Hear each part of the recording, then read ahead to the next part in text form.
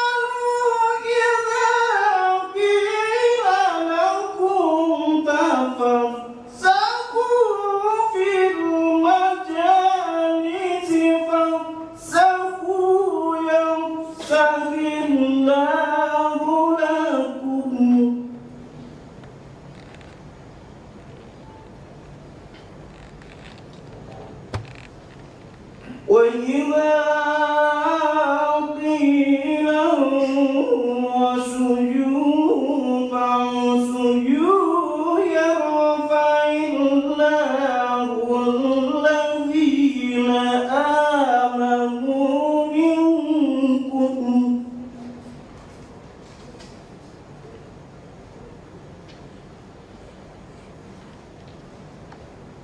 يرفع الله الذين آمنوا منكم والذين أوتوا العلم درجات والله بما تعملون خبير.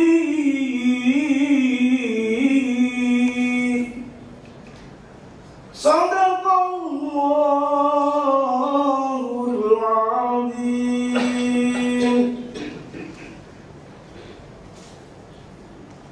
Aku berlindung kepada Allah dari godaan syaitan yang terkutuk. Dengan menyebut asma Allah yang Maha Pemurah lagi Maha Penyayang.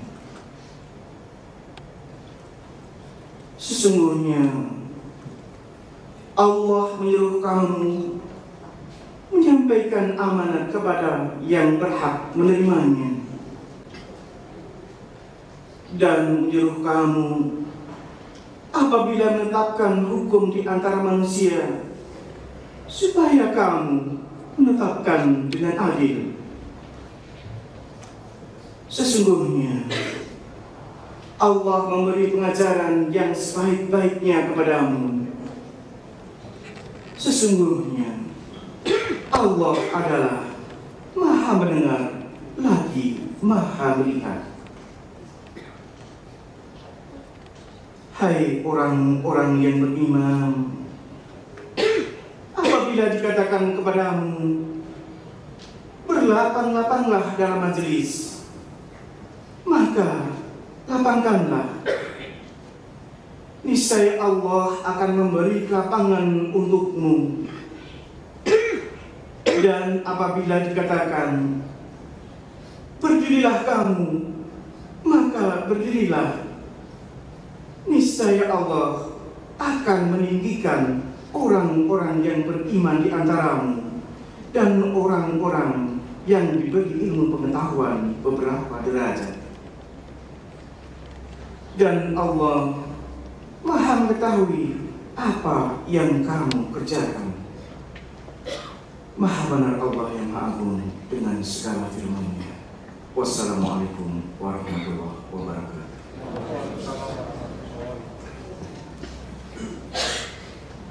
Selanjutnya, Ketua Senat Universitas membuka rapat Senat terbuka.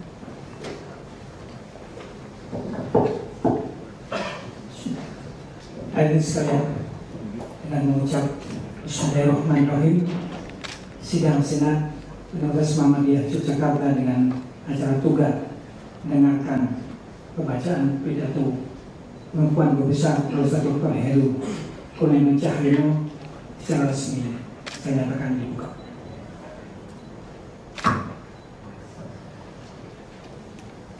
Bapak Ibu hadirin dan tamu yang kami hormati, selanjutnya sambutan Rektor Universitas Muhammadiyah Yogyakarta kepada beliau Insinyur Haji Muhammad Dasrul Hamid MSc, kami persilakan.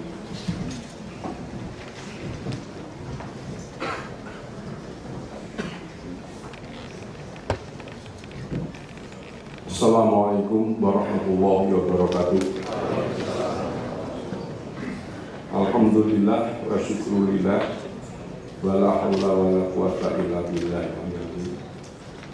Assalatu wassalamu ala asrofil anbiya wal mursalin Muhammadin wa ala alihi wa sahbihi ajma'in.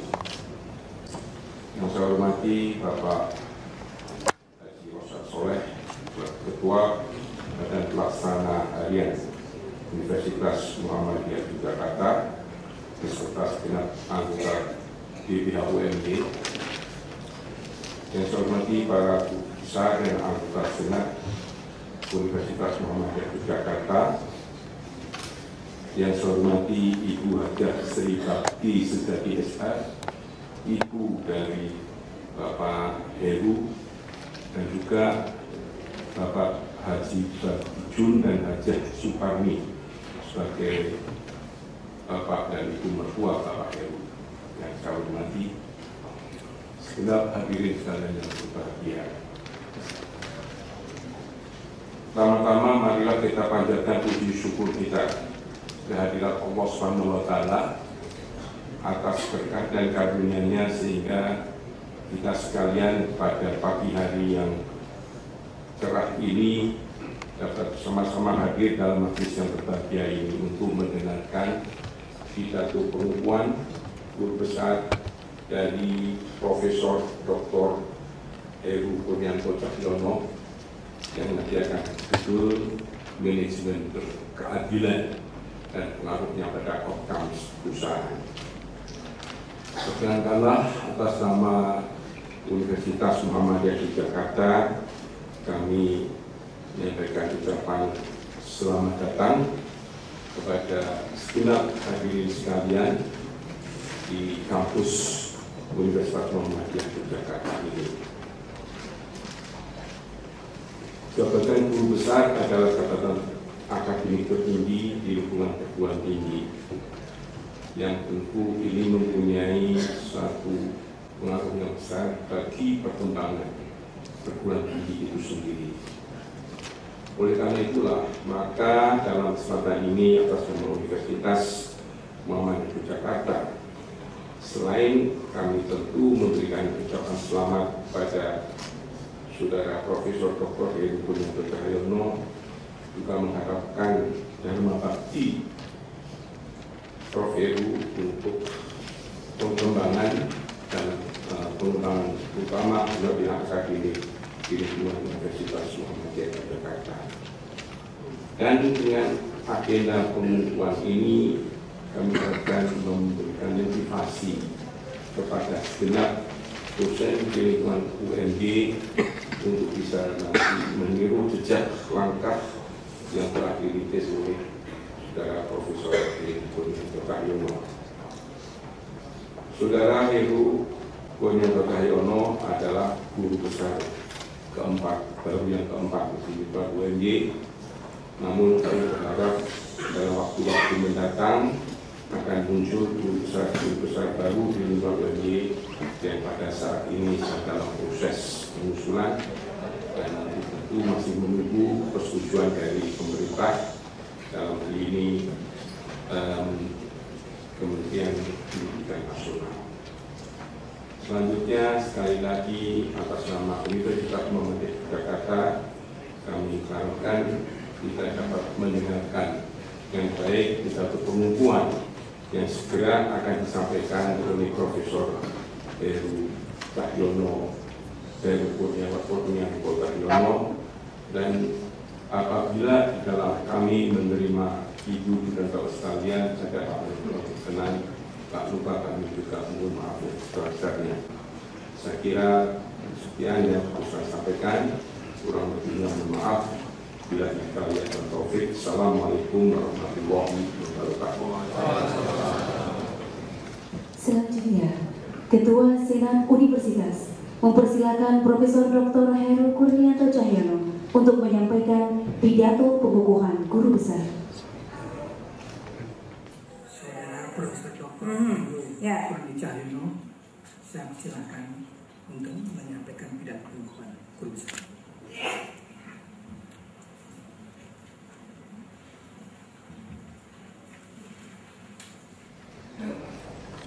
Ketua dan anggota Badan Pelaksana Harian UNJ, Rektor dan para wakil rektor UNJ, Ketua dan anggota Senat UNJ, Dekan, Wakil Dekan dan segenap sivitas akademika Universitas Muhammadiyah Yogyakarta, para tamu undangan, kolega dan keluarga tercinta yang saya hormati. Assalamualaikum warahmatullahi wabarakatuh. Salam sejahtera dan kedamaian bagi kita semua.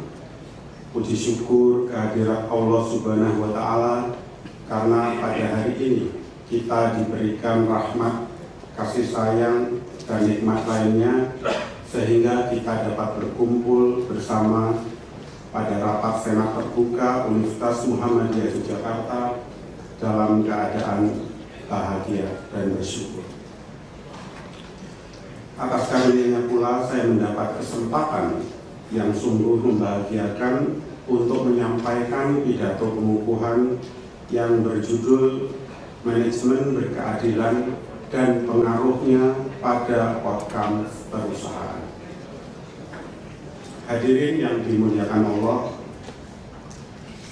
pasca Houghton Studies tahun 1927 sampai dengan tahun 1932 yang tidak lepas dengan nama seorang ahli psikologi bernama Profesor Elton Mayo, kajian bisnis dan manajemen banyak melibatkan ahli psikologi, industri, dan organisasi.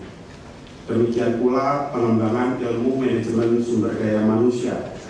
Banyak sekali kajian dan jurnal-jurnal internasional menunjukkan bahwa penelitian dan studi di bidang manajemen SDM memiliki irisan yang cukup tinggi dengan kajian psikologi industri dan organisasi.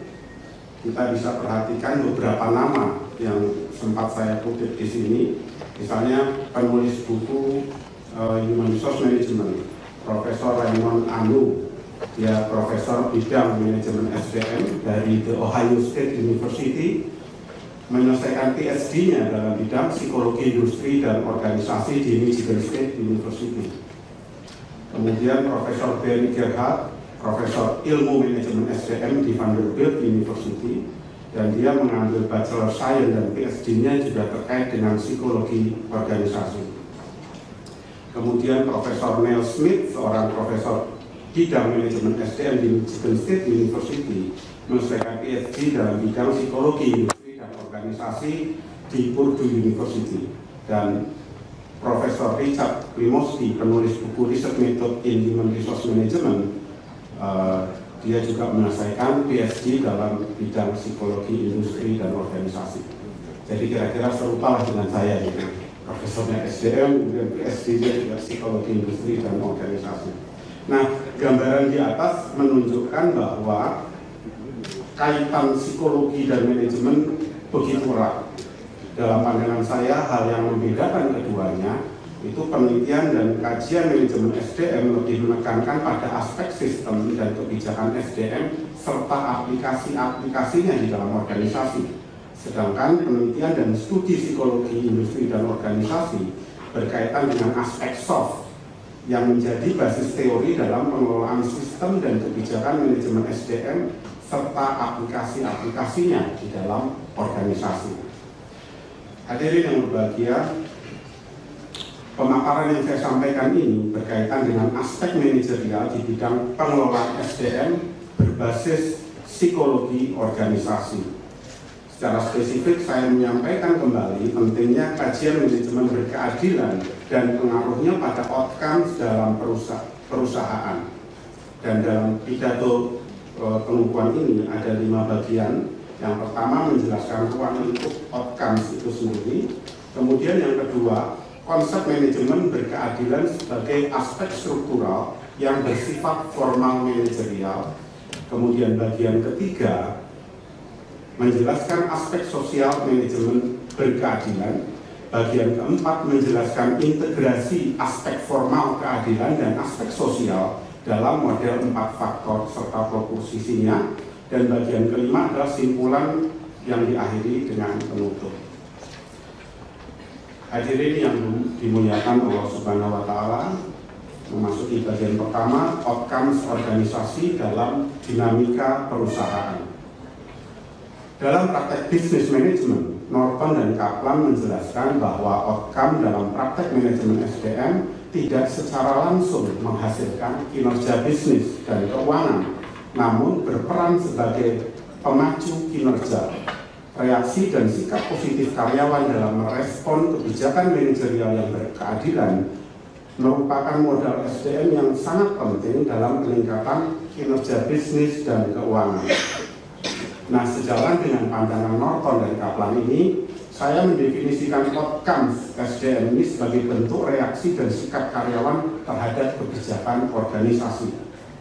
Saya berpandangan bahwa teori pertukaran sosial dan teori pertukaran ekonomi ini menjadi basis penting reaksi dan sikap karyawan tersebut. Menurut kedua teori ini, hubungan pertukaran antara karyawan dan organisasi terkait dengan kesejahteraan individu dan tujuan organisasi itu sendiri. Organisasi mendapatkan sejumlah outcomes dari karyawan seperti produktivitas, komitmen, dan kinerja, sedangkan individu mendapatkan kepuasan atas sejumlah kebijakan seperti sistem kompensasi, karir, lingkungan kerja, dan lain-lain. Dalam konteks ini saya melihat bahwa outcomes organisasi berkaitan dengan dua hal penting. Pertama, berkaitan dengan sesuatu yang diperoleh karyawan. Umumnya dalam banyak kajian riset psikologi diproksi dengan kepuasan. Entah itu kepuasan terhadap kepuasan terhadap penilaian kinerja, kompensasi, dan sebagainya. Kemudian kepuasan karyawan itu sendiri merupakan reaksi dan sikap pada kebijakan organisasi. Yang kedua, berkaitan dengan sesuatu yang diperoleh organisasi, umumnya dalam banyak riset atau penelitian diproksi dengan komitmen. Nah, dalam literatur mengenai komitmen terdapat dua perspektif dalam kajian komitmen. Yang pertama perspektif unidimensional dan yang kedua perspektif multidimensional. Perspektif unidimensional menjelaskan komitmen itu merupakan bentuk keterikatan karyawan dengan organisasi. Sedangkan dalam perspektif multidimensional, keterikatan itu dijelaskan ke dalam beberapa dimensi, seperti dimensi afektif, continuance, maupun normatif. Komitmen afektif menjelaskan bahwa keterikatan karyawan dan organisasi itu lebih dikarenakan kesamaan emosional, nilai-nilai, dan pemaknaan dengan organisasi, sehingga karyawan merasa cocok dengan organisasi. Kemudian komitmen kedua atau komitmen continuance ini berkaitan dengan tindakan karyawan untuk tetap eksis di dalam organisasi karena mereka mempersepsikan ada pengorbanan dan manfaat apabila mereka meninggalkan organisasi. Jadi kalau misalnya karyawan di tempat kita di UNY punya komitmen terhadap universitas, itu mudah-mudahan bukan karena continuance. Kalau continuance itu artinya saya bertahan di sini karena yakin di luar saya tidak susah untuk cari pekerjaan baru. Kemudian dimensi yang ketiga itu dimensi normatif yang menjelaskan bahwa bentuk keterikatan itu ya karena secara moral mereka harus bertahan di dalam organisasi. Dan dalam hal ini saya sependapat dengan pandangan Mas Person dan kawan-kawan bahwa komitmen afektif merupakan sesuatu yang diinginkan organisasi dibandingkan komitmen lainnya. Pastinya organisasi lebih suka bentuk keterikatan karyawan dan organisasi karena adanya kesamaan nilai-nilai, ikatan emosional, dan kesamaan makna dengan para karyawan. Kemudian isu restrukturisasi. Membahas dinamika organisasi bisnis, kita pastinya memahami adanya persaingan yang semakin kompetitif dan fluktuasi permintaan konsumen yang menuntut perhatian khusus manajemen. Bentuk perhatian khusus manajemen adalah bagaimana mereka menyiapkan strategi perusahaan menghadapi dinamika tersebut dengan dalam tanda petik membuat senang konsumen. Secara internal, beberapa perusahaan merespon dengan melakukan strategi restrukturisasi atau downsizing. Strategi ini merupakan keputusan keorganisasian yang dipertimbangkan dengan hati-hati untuk mengurangi jumlah karyawan dengan tujuan memperbaiki kinerja bisnis. Di sini saya menggarisbawahi bahwa di balik kesuksesan banyak perusahaan di Amerika, ternyata ada kisah sedih yang menimpa banyak perusahaan di Amerika Serikat yang merupakan cerita yang sesungguhnya tidak kalah menariknya dengan keberhasilan itu sendiri dalam restrukturisasi. Survei yang dilakukan White Company yang memiliki 1.005 perusahaan menemukan bahwa restrukturisasi mengalami sejumlah kegagalan kritikal, terutama berkaitan dengan sikap dan reaksi karyawan. Selama masa restrukturisasi, karyawan merasa bekerja pada lingkungan baru yang berbeda dari sebelumnya. Mereka mengalami perubahan lingkungan kerja, karir, dan menghadapi lebih banyak pekerjaan sehingga memicu perasaan frustasi, tertekan, kesal, stres, terancam, dan tidak aman. Dan perubahan tersebut tentunya menciptakan perubahan alokasi sumber daya perusahaan, sehingga dalam kondisi tersebut ada karyawan yang merasakan atau merasa diuntungkan dan ada yang merasa dirugikan. Dan dalam konteks ini, isu keadilan menjadi penting dalam proses restrukturisasi. Karena mereka yang tetap bertahan di dalam organisasi pun akan menghadapi situasi ketakutan, jangan-jangan giliran saya berikutnya, karena tidak jelas aspek keadilannya. Apabila karyawan mempersepsikan restrukturisasi dijalankan secara adil, akan dapat mendorong reaksi dan sikap karyawan secara lebih produktif bagi perusahaan, meskipun mungkin itu tidak menguntungkan bagi dia pribadi. Hadirin yang dimuliakan Allah Subhanahu wa Ta'ala. Kemudian bagian kedua, konsep manajemen berkeadilan sebagai aspek struktural. Pada bagian ini saya menyampaikan pentingnya nilai-nilai keadilan dalam keputusan struktural yang bersifat formal manajerial.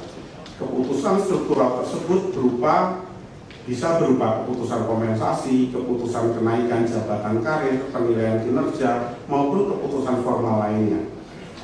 Dan di dalamnya nilai-nilai keadilan distributif dan prosedural menjadi hal penting di dalam setiap keputusan tersebut. Hadirin yang berbahagia, pada awalnya perkembangan teori keadilan dalam organisasi memiliki lebih fokus pada outcome atau masalah isu keadilan ataupun tidak adil. Dalam hal ini, itu sudah menjadi pertimbangan fundamental dalam kurun waktu yang begitu lama. Nah, ada 3 kriteria dalam menilai keadilan outcomes atau keadilan distribusinya itu sendiri. Yang pertama adalah prinsip proporsi atau equity yang menjelaskan bahwa keadilan distributif dapat dicapai saat penerimaan dan masukan atau input dan output dan outcome sebanding dengan apa yang diperolehnya dan kemudian dibandingkan dengan rekan kerja. Jika perbandingan atau proporsinya lebih besar atau lebih kecil, maka karyawan menilai hal tersebut kurang adil atau tidak adil. Namun bila proporsi yang diterima lebih besar, ada kemungkinan hal tersebut dapat ditoleransi oleh yang bersangkutan, meskipun tidak adil. Referensi pembandingnya adalah orang lain yang dipersepsikan memiliki posisi yang bisa dibandingkan. Sebagai contoh, karyawan dengan masa kerja 2 tahun, tingkat pendidikan S1, pasti akan membandingkan pendapatannya dengan mereka yang memiliki karakteristik sepadan. Di samping prinsip proporsi, beberapa prinsip lain seperti prinsip pemerataan atau equality dan prinsip yang mengutamakan kebutuhan atau needs. Prinsip pemerataan menekankan pada menilai alokasi outcome pada semua karyawan dan organisasi. Bila prinsip ini digunakan, maka variasi penerimaan antara karyawan dengan lainnya menjadi relatif kecil. Prinsip ketiga adalah prinsip mengutamakan kebutuhan sebagai pertimbangan untuk distribusi. Interpretasinya bahwa seorang karyawan akan memperoleh bagian sesuai dengan kebutuhannya dalam konteks hubungan kerja. Semakin banyak kebutuhannya, maka upah yang diterimanya menjadi semakin besar. Penelitian mengenai keadilan distributif menunjukkan bahwa persepsi individu mengenai keadilan terhadap distribusi yang diperolehnya mempengaruhi sikap dan perilaku mereka. Dalam kajian keadilan distributif, beberapa prinsip di dalamnya seringkali tidak selaras satu dengan prinsip lain. Sebagai contoh, prinsip proporsi menjadi tidak sejalan dengan prinsip pemerataan. Prinsip proporsi didorong semangat kepentingan pribadi, sedangkan prinsip pemerataan didorong oleh semangat prososial. Dan secara lebih spesifik, Permasalahannya adalah bahwa prinsip tersebut juga tidak selaras dengan situasi ataupun tujuan yang ingin dicapai organisasi. Sebagai contoh, prinsip proporsi cocok untuk situasi kompetitif yang mendorong produktivitas, karena prinsip tersebut menumbuhkan motivasi individu untuk memberikan kontribusi yang besar dengan mendapatkan reward yang lebih besar. Namun dari sisi lain, pendekatan tersebut dinilai terlalu menekankan pada aspek ekonomi dibandingkan aspek sosial, sehingga mengabaikan solidaritas kelompok. Hal lainnya, prinsip proporsi tersebut dapat menimbulkan kesenjangan dan kembali bertentangan dengan prinsip pemerataan. Nah, disinilah nanti muncul semacam wise, kebijakan ataupun judgement yang muncul dari manajerial untuk menentukan dengan hati-hati.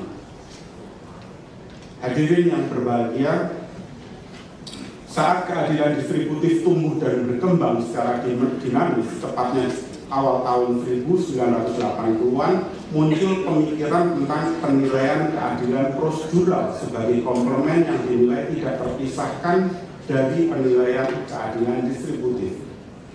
Konsep keadilan prosedural menjelaskan bahwa individu tidak hanya melakukan evaluasi terhadap alokasi outcome, namun juga mengevaluasi keadilan prosedur untuk menentukan alokasi tersebut. Persepsi keadilan prosedural dijelaskan oleh dua model. Yang pertama, model kepentingan pribadi yang melihat bahwa sebetulnya prosedur ya alat untuk melindungi kepentingan pribadi mereka. Sedangkan model kedua menjelaskan, atau model nilai kelompok itu menjelaskan bahwa masing-masing individu sesungguhnya ingin terciptanya sebuah harmoni di dalam organisasi, jadi bukan sekedar pada self-interest. Model kepentingan pribadi berbasis pada asumsi bahwa orang memaksimumkan keuntungan pribadinya saat berinteraksi dengan pihak lain dan mengevaluasi prosedur dengan mempertimbangkan kemampuannya untuk menghasilkan outcome yang diinginkan. Penilaian karyawan mengenai keadilan tidak hanya dipengaruhi oleh outcomes apa yang mereka terima sebagai akibat keputusan tertentu atau keadilan distributif, namun juga pada prosesnya.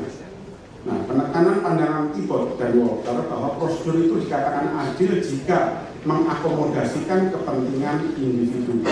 Permasalahannya adalah bahwa setiap individu ingin kepentingannya dapat diakomodasikan oleh prosedur. Padahal kepentingan-kepentingan tersebut seringkali berbeda satu dengan lainnya dan tidak jarang saling bertentangan. Kondisi demikian menyebabkan konflik dan perselisihan, sehingga salah satu cara penting adalah menghadirkan pihak ketiga jika keduanya tidak mampu menyelesaikan masalah tersebut. Berbeda dengan asumsi model kepentingan pribadi, model nilai kelompok menganggap bahwa individu tidak dapat lepas dari kelompoknya. Salah satu kritik penting yang disampaikan adalah bahwa model keadilan prosedural yang pertama itu cenderung individual. Dan model ini menjelaskan bahwa orang-orang juga punya motivasi untuk membangun harmoni di dalam kelompok.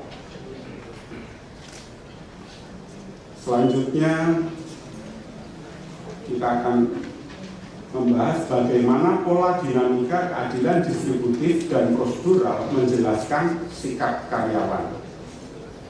Hadirin yang berbahagia, pola dinamika keadilan prosedural dan distributif dalam memprediksi sikap karyawan dijelaskan oleh beberapa model penelitian keadilan. Ada 3 stream besar. Yang pertama model keadilan prosedural dominan, yang kedua model keadilan distributif halo, dan yang ketiga model keadilan 2 faktor. Model keadilan prosedural dominan menjelaskan bahwa yang lebih penting sebetulnya prosedurnya.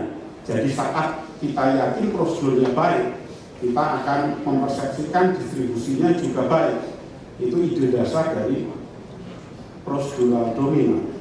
Sedangkan keadilan distributif halo itu menjelaskan yang penting karyawan itu mempersepsikan hasilnya sudah baik buat dia. Dia tidak peduli lagi bagaimana prosedurnya. Dan yang ketiga, model 2 faktor yang menjelaskan bahwa pengaruh keadilan distributif dan prosedural pada sikap karyawan itu berbeda pada level organisasi dan individu.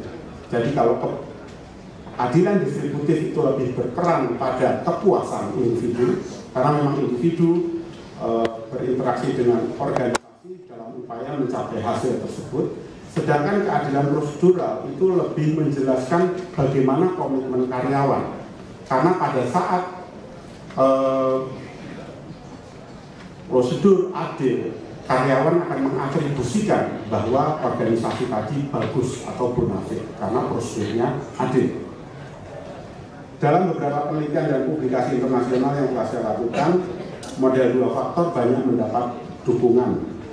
Salah satu dukungannya tidak hanya pada sikap positif karyawan, namun juga memprediksi sikap negatif seperti retaliasi atau balas dendam dalam bentuk misalnya tidak harus dalam bentuk teror ya, tapi dalam bentuk memperlambat cara kerja, kemudian menggunakan telepon untuk interlokal, bercerita negatif mengenai lembaga kepada konsumen dan pihak lain, kemudian memperlama jam istirahat dan sebagainya.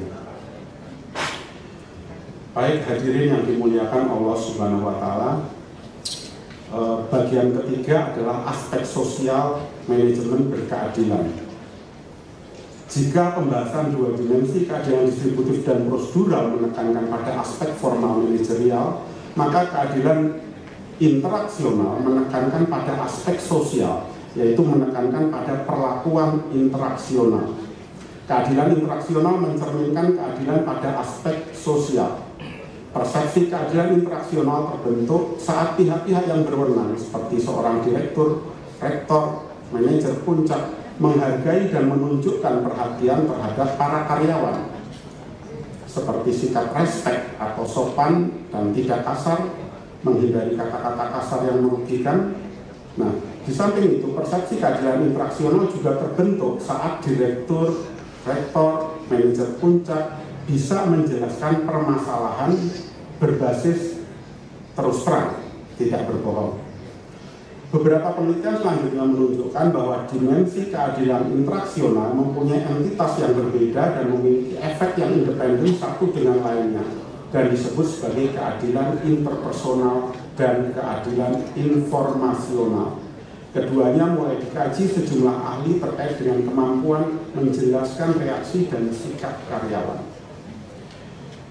Hadirin yang berbahagia, dimensi sensitivity keadilan interaksional atau disebut juga kemudian keadilan interpersonal, jadi mengenai persepsi karyawan mengenai keadilan interpersonal ini tergantung pada kebijaksanaan dan sensitivitas sosial dari pihak-pihak yang bertanggung jawab dalam mengimplementasikan sebuah prosedur.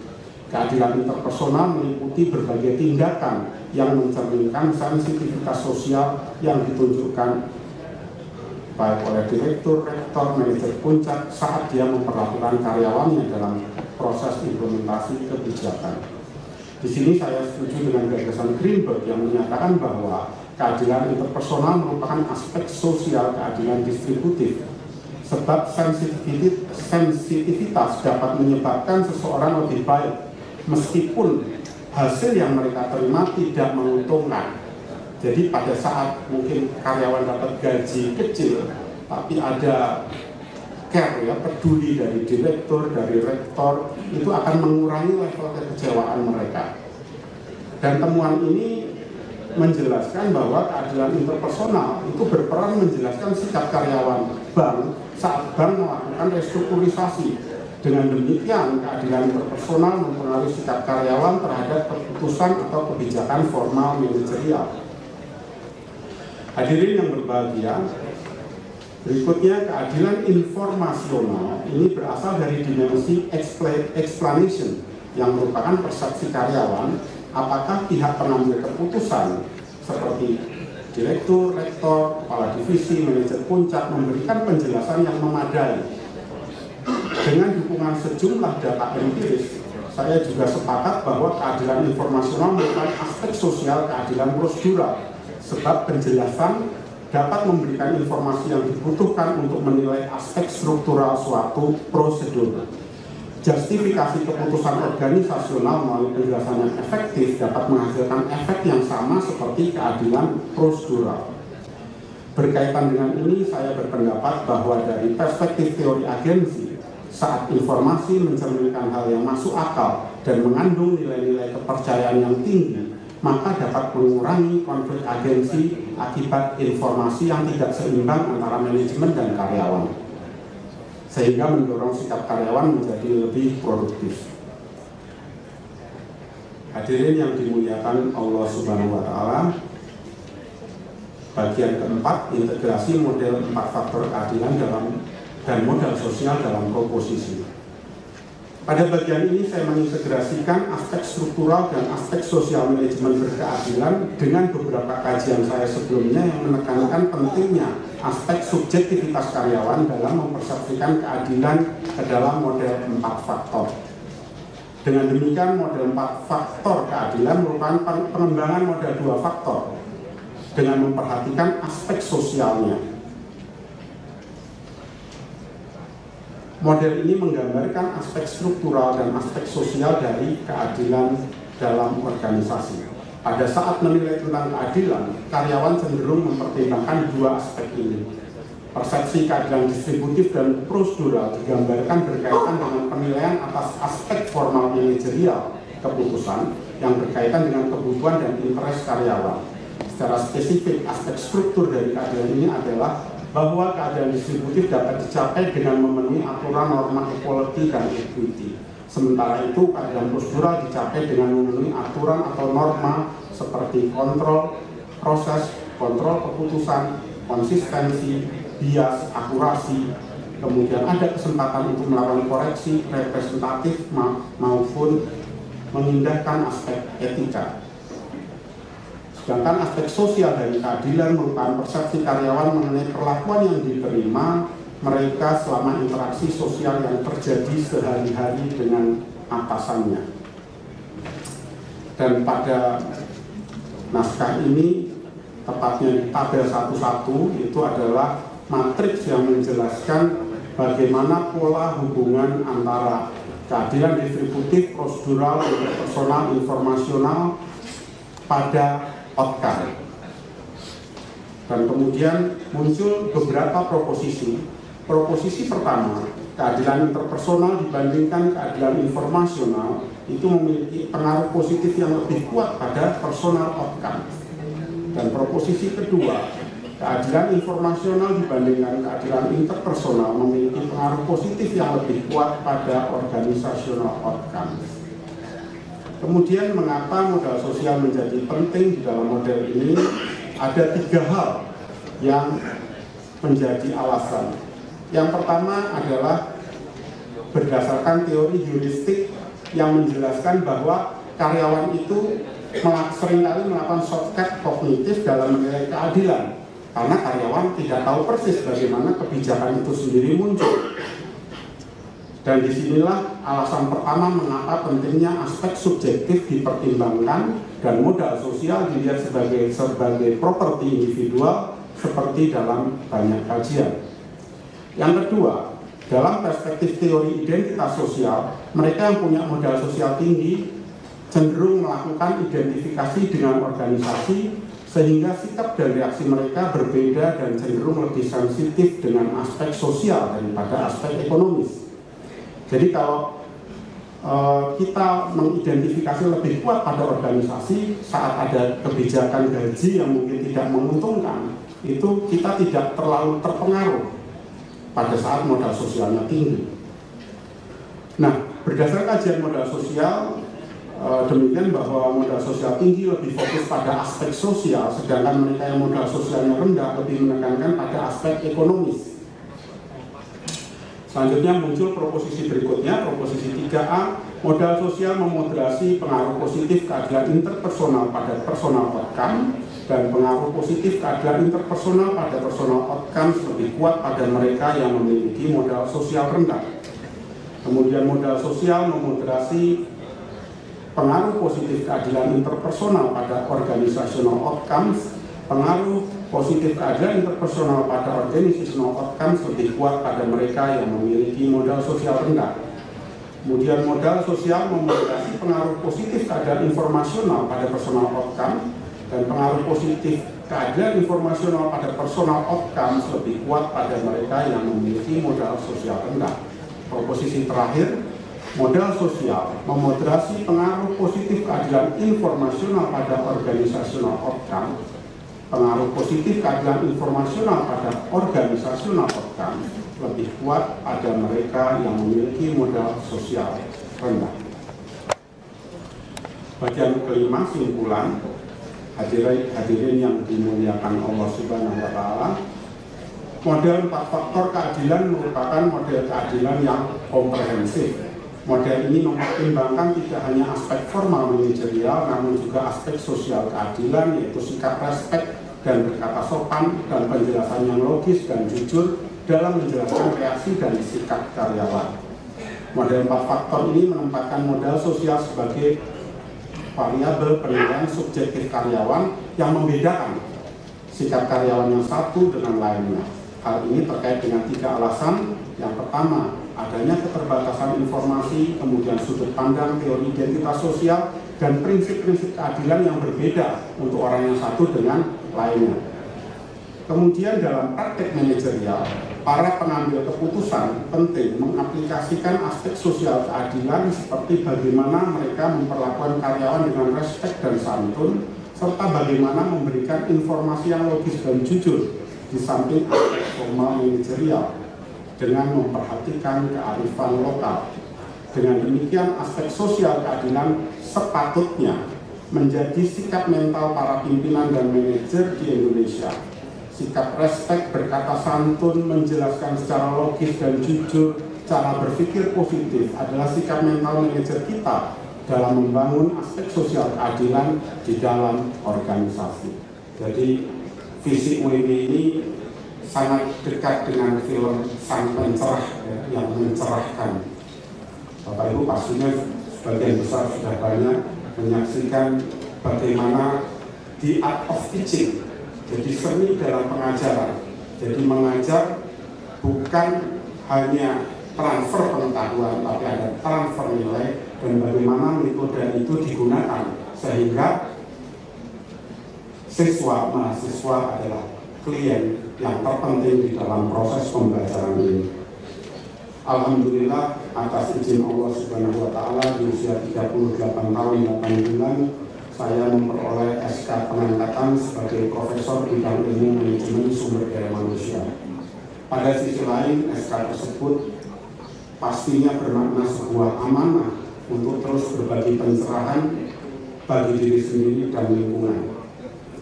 Pada hakikatnya, upaya pencerahan selayaknya dimulai dari diri sendiri dan kemudian bergerak simultan bagi keluarga dan masyarakat luas. Oleh karena itulah, saya memastikan diri saya untuk tidak pernah berhenti belajar pada para guru besar saya yang luar biasa dalam meniti perjalanan dalam life university atau universitas kehidupan. Mereka adalah orang tua saya, istri dan anak-anak saya, sahabat-sahabat, mahasiswa dan semua kolega saya dan siapapun mereka. Peristiwa apapun dalam kehidupan yang kita hadapi pastinya adalah materi kuliah yang sangat mahal saat kita berniat memberi makna. Tempat dimanapun kita berada menjadi sebuah universitas yang dapat melampaui Harvard Business School saat kita membuka panca indera kita untuk mau merasakan, melihat dan mendengarkan baik demi baik alunan saya kebaikan.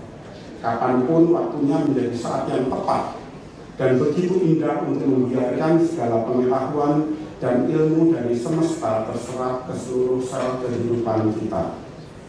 Saat yang paling membahagiakan bagi saya adalah saat saya menyampaikan terima kasih yang tak terhingga kepada kedua orang tua saya, sekaligus mengenang kembali sosok ayahanda saya yang luar biasa, almarhum Dr. Andes Haji Sumandono, seseorang anak desa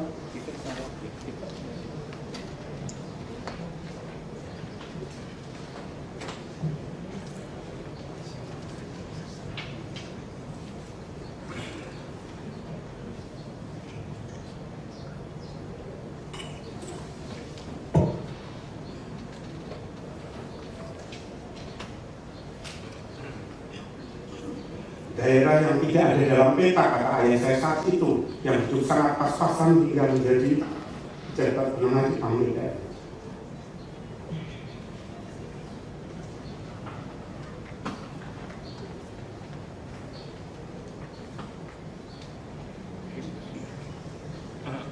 Anak desa yang mendapat penghargaan Indonesian Award di tahun 1996 dan tokoh penggerak pembangunan nasional tahun 1997. Anak desa yang selalu mengingatkan kami ketika anak-anaknya untuk tidak setengah-setengah.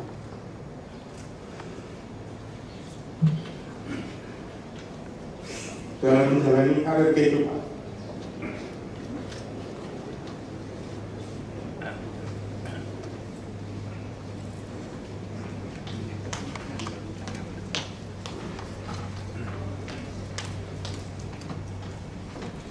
Setiap tarikan nafas adalah cita-cita dan inspirasi untuk kami anak-anaknya. Saya sempat tertegun saat sahabat ayahanda saya, Bapak Dr. Haji Hadi Purwanto, mantan pejabat di Panggung Wilayah, mengatakan bahwa ayah saya saat ini tertawa bahagia di sana karena anaknya bekerja di usaha Muhammadiyah. Ayah saya dan Pak Hadi dulu aktif di Tapak Suci Muhammadiyah. Pada bulan suci Ramadan 1431 Hijriah ini, ayahanda telah berpulang kepadanya, namun inspirasi dan nasihat-nasihatnya selalu hidup dalam jiwa pikiran dan badan kami. Semoga almarhum ayahanda Sumeri Senomulyono diterima Allah Subhanahu wa Ta'ala dan segala hilaf dan kesalahannya diampuni Allah Subhanahu wa Ta'ala. Amin.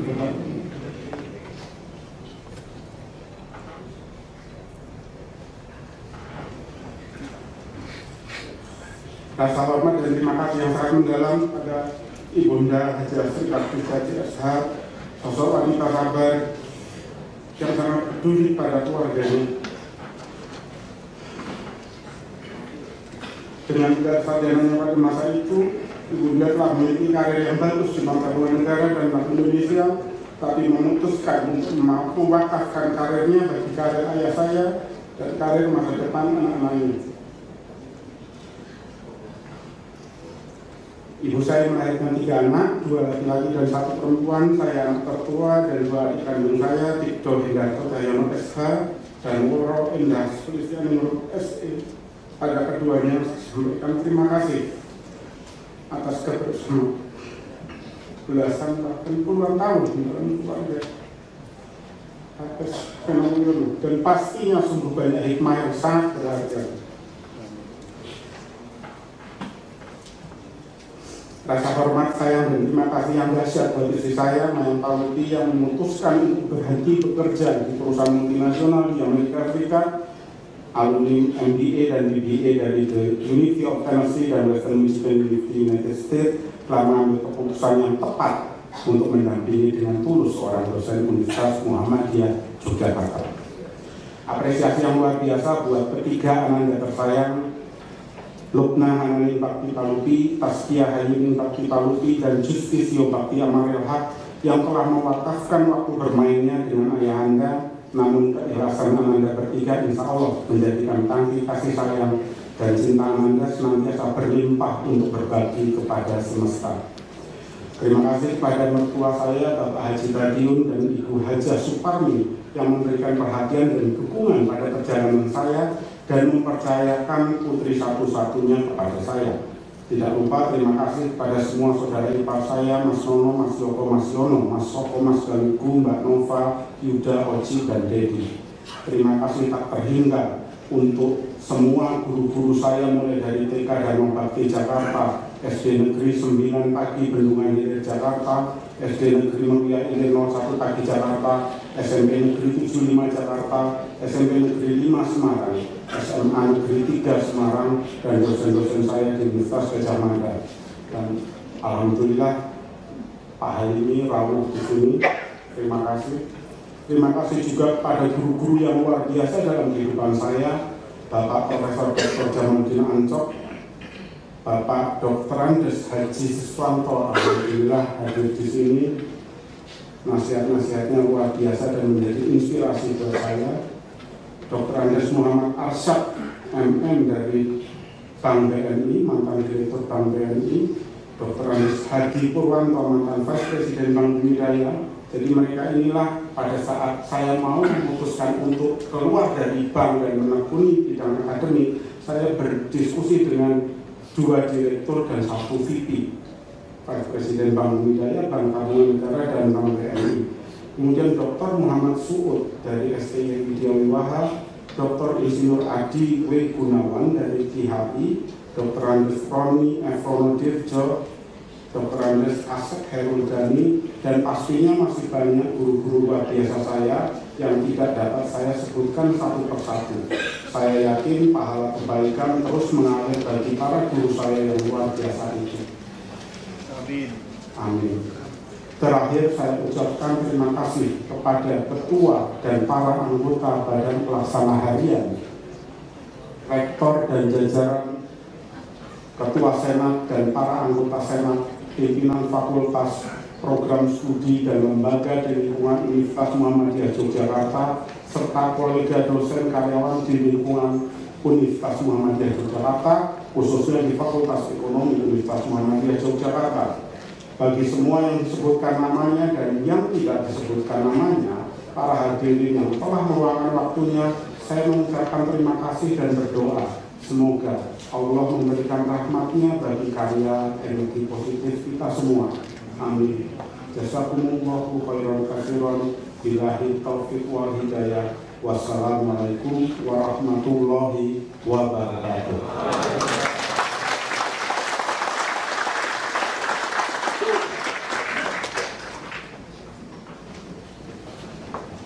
Hadirin sekalian, dengan mengucap alhamdulillahirobbilalamin, sedang senang Universitas Muhammadiyah Yogyakarta dan Majelis Tunggal mengadakan pengumuman guru besar Profesor Dr. Heru Cahyo secara resmi saya menyatakan ditutup.